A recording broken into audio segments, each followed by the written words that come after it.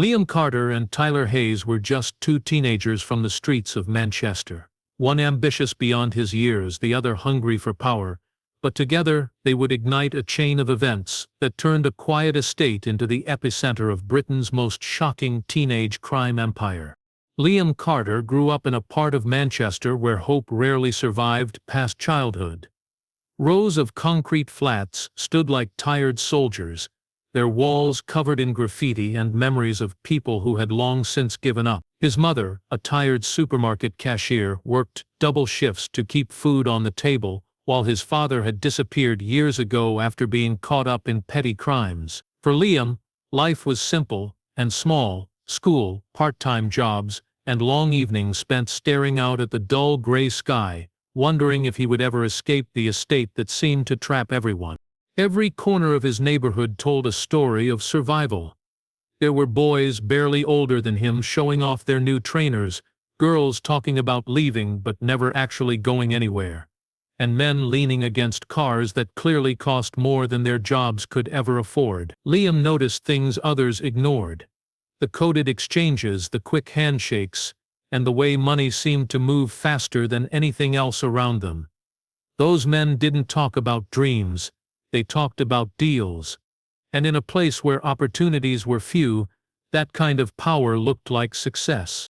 At 16, Liam had already learned that working hard didn't always lead to comfort. He had watched his mother come home exhausted, her hands shaking as she counted coins to pay for groceries. He tried to help by delivering newspapers and washing cars, but the small change he earned barely covered his phone bill. One day, while walking home from school, a neighbor known for his flashy gold chain and constant smell of cigarettes stopped him. The man offered him a simple job: deliver a small package a few streets away for £50. Liam hesitated, but the thought of earning in minutes what usually took days was too tempting to ignore. The job was quick and uneventful. He handed the package over to a stranger, collected his payment, went home with a strange mix of pride and guilt twisting in his stomach. That night, as he counted the crisp notes under the dim light of his room, a realization hit him: money wasn't as far out of reach as he thought. The estate might be filled with danger, but it also held opportunities for those bold enough to take them. He convinced himself it was just a one-time thing, a way to help his mother without telling her how. Days turned into weeks, and the same neighbor called again. Another delivery, another quick payout. Soon Liam became known for being fast, quiet, and reliable. He didn't ask questions, and no one gave him answers. The money piled up, and he started buying better clothes, blending in with the older boys who once ignored him. The power that came with it was subtle but intoxicating. People started to notice him, respect him even. Liam didn't see himself as a criminal. To him, he was just surviving the only way his environment allowed. But beneath the surface of his growing confidence, something darker was taking shape. What began as a favor for pocket money had opened a door he wouldn't be able to close again. The boy from the estate had taken his first step into a world that promised riches, but demanded everything else in return. Liam's first few deliveries had changed something deep inside him. The feeling of walking through the estate with money in his pocket gave him a confidence he'd never known before. He no longer felt invisible among the crowds of restless teenagers and tired adults. The men he once admired from afar now greeted him with nods of approval. He had become part of something larger, something dangerous, but exciting. What had started as a simple errand was quickly turning into a full-time opportunity. At first, Liam tried to balance his new life with school. He still attended classes, but his attention was elsewhere. While teachers talked about exams and future careers, his mind wandered to the phone in his pocket, waiting for the next message that would send him on another job. He told himself he'd quit after a few more deliveries, once he had enough money saved, but every successful trip only pulled him deeper. The ease of it was addictive. The money came faster than anything he ever done before, and soon he was running deliveries every day after school. His handlers began to trust him. They saw something in the quiet teenager that others didn't, a mix of intelligence and fearlessness. He was careful, discreet, and never bragged about what he did. That made him valuable. When one of the older dealers was caught by the police, Liam was asked to handle some of his contacts temporarily. It was meant to be a short-term fix, but Liam handled it so efficiently that no one wanted to take the work back. He realized that if he played his cards right, he could move up faster than anyone expected. Over time, Liam learned how the trade really worked. He memorized routes that avoided CCTV, learned to spot undercover officers, and started disguising his deliveries inside takeaway bags or folded clothes. He used a cheap second phone that couldn't be traced, and never met the same person twice. He didn't use the drugs himself, which kept his mind sharp and his reputation clean. The older dealers laughed at how young he was, but they also admired his discipline. As his confidence grew, so did his ambitions. Liam began forming his own small crew of neighborhood kids, boys who looked up to him the same way he once looked up to others. He paid them fairly, gave clear instructions, and kept his own name out of everything. Soon he wasn't just running deliveries, he was organizing them. His small team covered multiple estates, moving more product in a week than most could in a month. But with power came attention. The police started hearing whispers about a new, younger player running things in Manchester's underground scene. Rival dealers noticed, too. They couldn't believe that someone barely 17 was cutting into their profits. To them, Liam was a problem that needed to be controlled or removed. Still, Liam didn't see the danger coming. He thought he was untouchable, smarter than everyone around him. For the first time, he felt like he had control over his future. What he didn't realize was that the same ambition driving him forward was also quietly setting the stage for his downfall. Liam's operation began to grow faster than he could have imagined. What had started with a few local deliveries had turned into a carefully built network that stretched across several parts of Manchester. He no longer ran the streets himself, instead he coordinated everything from his phone. His runners were kids from the same estates. Teenagers who wanted quick money, no questions asked. None of them knew his real name or where he lived. To them, he was just LC, a shadow who paid on time and never showed his face. He was smart enough to stay hidden. Liam used technology to his advantage, operating through encrypted messaging apps that kept his identity secret. He created fake profiles that looked like small online businesses, using them as fronts to communicate with suppliers and customers. His deliveries were disguised as everyday items, fast food bags, shoeboxes, or takeaway containers. The strategy worked perfectly. The police had no idea that a teenager was managing one of the most efficient small-scale drug operations in the city. The money came in faster than he could spend it. Liam knew that flashing his wealth would draw attention, so he kept a low profile. He continued living with his mother, who had no idea about his double life. To her, he was still her quiet, hard-working son, who stayed out of trouble. But behind closed doors, Liam was turning cash into assets. He bought a second-hand car through a friend's name, invested in a small cafe, and even started a laundry business that served as a perfect cover for cleaning money. Despite his success, Liam stayed cautious. He kept detailed notes of every transaction, but only in his head. Nothing was ever written down or stored digitally. His runners were told never to keep product on them longer than necessary. If someone got caught, there would be nothing that could lead back to him. It was a professional system built by someone who should have been worrying about exams, not supply chains. But even with all his precautions, Liam began to crave more. He wanted his name, his hidden one at least, to carry weight beyond Manchester. He reached out to suppliers from Liverpool and Birmingham, negotiating directly for better prices and larger quantities. His profits doubled within months.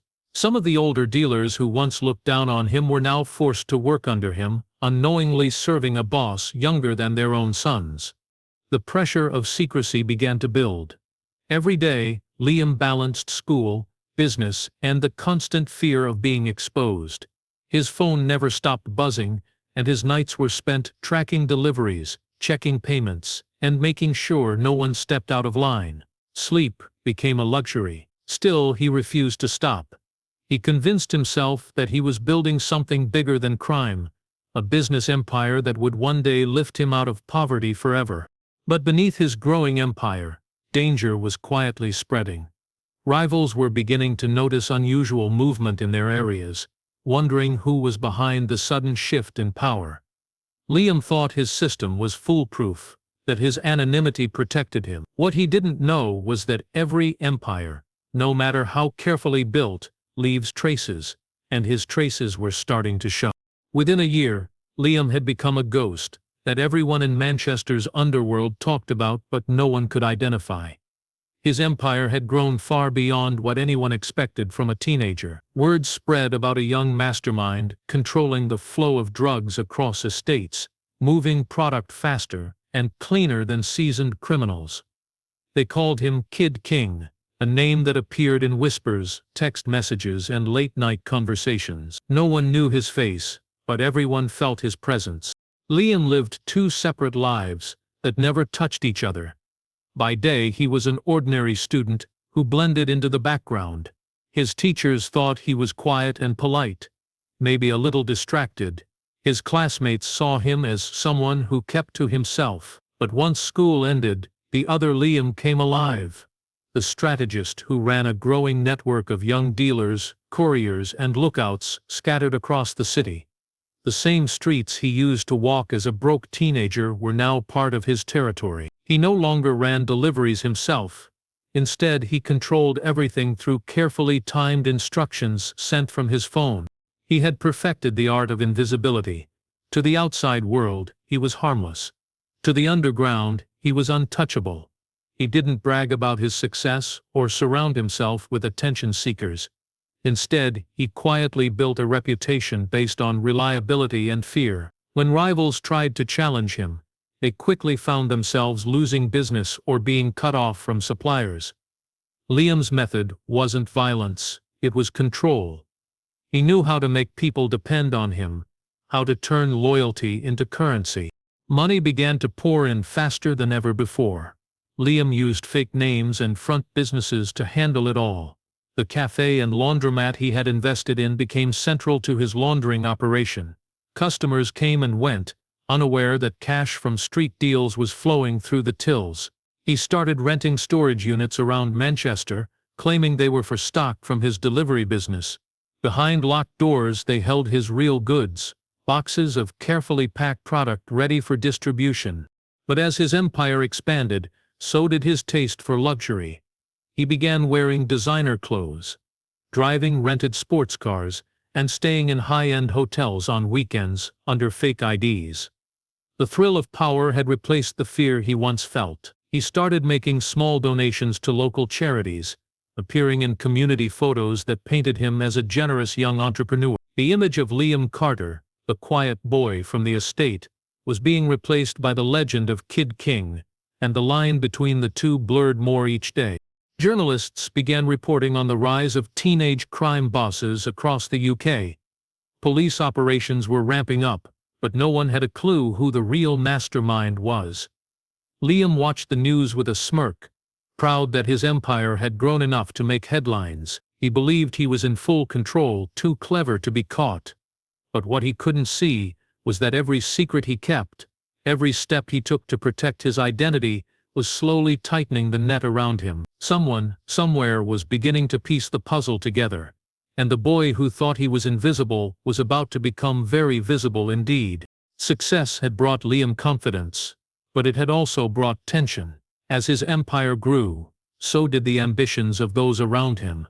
The small group of runners he had carefully recruited had begun to see themselves as more than just foot soldiers. They started asking for larger cuts, making deals on their own, and testing the limits of the young boss who had built an empire out of nothing. Liam, who had once been a quiet observer, now found himself in a position where every decision could make or break the network he had spent years constructing. One of his closest runners, a boy named Tyler, had been with him from the early days. He was reliable, fast, and completely loyal, or so Liam believed. But as Tyler watched Liam's lifestyle grow more extravagant, envy began to creep in. The designer clothes, the rented cars, the weekend trips under hack names. Tyler wanted a taste of that power. Without Liam's knowledge, Tyler began making secret arrangements with some of their suppliers, cutting Liam out of the middle and pocketing extra profits. At first the amounts were small, almost negligible. Liam noticed discrepancies in accounts but brushed them off as errors or delays. But as weeks went by, the missing sums grew larger, and Tyler became bolder. He started taking risks that Liam would never allow, meeting new buyers on his own and flaunting the rules Liam had spent months instilling. The young boss realized that if he didn't act, the empire he had built with such care could unravel overnight. When Liam confronted Tyler, he denied everything, his confidence masking his betrayal. Liam decided to cut him off from the operation entirely, removing him from deliveries and limiting access to suppliers. But Tyler's pride had been wounded, and his resentment quickly turned into revenge. Feeling humiliated, he began reaching out to law enforcement, quietly feeding them information about the network's operations. It started with small tips, the kind that seemed inconsequential, but soon it escalated into detailed accounts of deliveries, routes and contacts. Unaware of the growing threat, Liam continued expanding his network. He negotiated higher quality products from suppliers in neighboring cities, built more storage units, and added additional runners. The operation was larger than ever, but the foundations were now cracking from the inside. The betrayal of someone so close shook him in ways that went beyond finances. It was personal. Tyler's tip-offs triggered a chain reaction. Surveillance increased, phone lines were monitored, and officers began piecing together the previously invisible network. Every strategic move Liam had made was now being examined under a microscope. The careful balance he had maintained for months, the double life, the hidden identity, the meticulously planned deliveries, was now under threat. For the first time, Liam felt fear creeping into his calculations. He had always believed that intelligence and caution could keep him untouchable. Now, the actions of one person had put everything at risk. His empire, once untouchable and shrouded in mystery, was facing its first real danger. The boy who had risen from a quiet estate to command respect and fear in equal measure was about to learn that betrayal can come from the closest allies, and that in the world he had chosen, trust was the most dangerous currency of all. The first sign that things were spiraling out of control came in subtle ways. Liam noticed unfamiliar faces near his runner's usual routes, cars lingering longer than they should, and strangers asking unusual questions about deliveries. At first, he dismissed these signs, convincing himself that his careful planning was foolproof. But when one of his younger runners was caught with a small quantity of product, the reality hit him like a cold wave. Someone had begun tracking the network. Tyler's betrayal had set the wheels in motion, and now Liam was being hunted. The police had begun piecing together the puzzle of Manchester's teenage drug trade. Investigators traced phone signals, analyzed encrypted messages, and tracked suspicious packages across multiple estates. Each step brought them closer to discovering the identity of the mysterious Kid King. Liam's careful anonymity, once his greatest strength, was slowly unraveling. For the first time he realized that the digital footprint he had so meticulously tried to erase was being mapped out by authorities who knew what to look for. Despite the growing danger, Liam continued managing his operation. He increased security measures, moved some product to new storage units, and instructed his runners to take even more indirect routes. But the pressure was mounting. Nights were spent analyzing patterns, checking phones and coordinating deliveries with a precision that left little room for mistakes. Every call or message carried the risk of exposure. The boy who had once felt untouchable now felt trapped, knowing that one wrong move could end everything he had built. Things escalated when one of his runners, desperate and scared, was caught by the police. Faced with a harsh sentence, the young boy agreed to cooperate, revealing details of Liam's operation, including supplier contacts, delivery methods, and even some of the front businesses used to launder money. Liam realized too late that no matter how careful he had been, the network's size made it vulnerable. A single capture could unravel months of planning, and now, months of work were being dismantled from within. Armed officers were mobilized for a coordinated raid. Surveillance footage, digital tracking, and eyewitness accounts finally led them to Liam's family home. On a cold winter morning, police surrounded the building, blocking all exits. Liam, who had spent months believing he could outsmart everyone, watched as the reality closed in around him. His phone buzzed incessantly with messages from panicked runners and suppliers, but there was nothing he could do to stop the trap that had been set. Inside the house, Liam attempted to erase any evidence he could, deleting messages, wiping devices, and hiding cash and small amounts of product. But it was too late. The police entered swiftly and efficiently, moving through each room with practiced precision. Liam's double life, which had seemed untouchable, crumbled in a matter of minutes. For the first time, the teenager felt the full weight of fear and regret. When he was finally taken into custody, the reality of his situation hit harder than anything he had faced before. The empire he had built with intelligence, discipline, and daring ambition was gone. What remained was the stark knowledge that betrayal, vigilance, and law enforcement had closed in on him. The boy who had once ruled Manchester's streets with invisible authority was now facing the consequences of choices that had once seemed clever, now revealed as dangerous and irreversible. Liam's arrest sent shockwaves across Manchester and beyond. Headlines splashed across newspapers and social media, calling him Britain's youngest drug lord. Reporters described a teenager who had built a vast criminal network while still in school, shocking a nation that struggled to reconcile the image of a boy with the scale of his crimes. News crews gathered outside his family home, while journalists dug into his past, piecing together the story of how a quiet, unassuming teenager had risen to dominate an entire segment of the city's drug trade. Court proceedings began quickly. Prosecutors meticulously outlined the scope of Liam's empire, presenting evidence of thousands of pounds in cash, detailed transaction records, phone messages, and testimony from former runners. They revealed how he had used multiple front businesses to launder money, rented storage units for hidden product, and maintained control over his network through a combination of intimidation and loyalty. Each piece of evidence painted the picture of a boy who was not only ambitious but alarmingly methodical, capable of operating with the sophistication of an experienced adult criminal. The courtroom was packed, the atmosphere electric with anticipation. Liam sat quietly, his expression unreadable. The young boy who once ran deliveries with a sense of invincibility now faced the full weight of his actions. Family members, friends, and even casual acquaintances came to watch, drawn by the story of someone who had risen from the streets to headlines and infamy. Lawyers argued over technicalities and mitigating circumstances, noting his age and upbringing as factors that may have influenced his choices, but the evidence against him was overwhelming. As testimony continued, details of Liam's rise and fall captivated everyone present.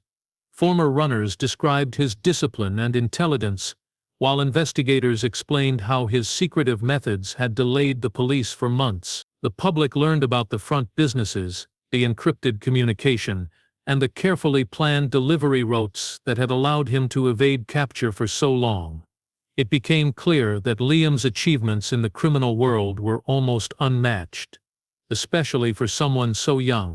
Despite the courtroom drama, Liam maintained a calm exterior. There was no outburst, no attempt to charm the court, only a quiet acceptance of the reality he had created for himself. The judge reviewed the charges, which included conspiracy to supply Class A and Class B drugs, money laundering, and operating an organized criminal network. Each charge carried significant penalties, and collectively they painted a picture of a criminal career that had been highly organized and deeply damaging to the community. When sentencing came, the courtroom was silent. Liam was handed 9 years in prison, a sentence designed to reflect both the severity of his crimes and his age. It was a powerful statement. Ambition and intelligence alone could not protect someone from the consequences of choosing a life of crime. The empire he had built, the fear and respect he had commanded, and the carefully hidden identity he had maintained, all of it dissolved with a single court ruling. As Liam was led away in handcuffs, the city absorbed the magnitude of his story. Manchester's streets, once quietly controlled by a teenager, would never forget the legend of the Kid King, but the reality was sobering.